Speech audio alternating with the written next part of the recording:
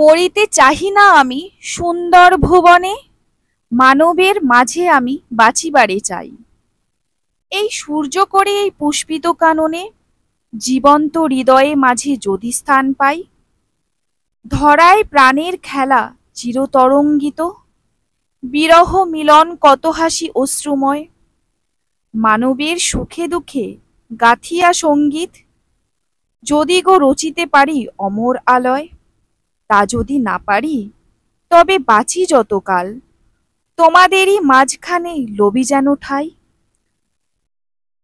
তোমরা তুলিবে বলে সকাল বিকাল, নব নব সঙ্গীতের কুসুম ফুটাই, হাসি মুখে নিও ফুল তারপরে হায়, ফেলে দিও ফুল যদি সে ফুল শুকায়।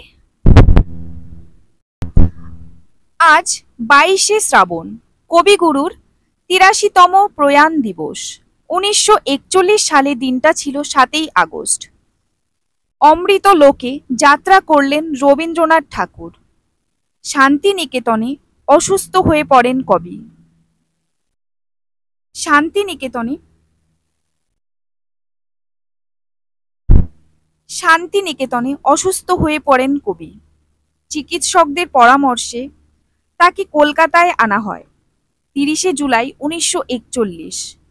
জোড়াসাঁকোর বাড়িতে কবির শরীরে অস্ত্রোপচার হলেও তা সফল হয়নি। ১৩৪৮ বঙ্গাব্দের দুপুরে শেষ নিঃশ্বাস ত্যাগ করেন কবি। দিনটা ছিল রাখি পূর্ণিমা।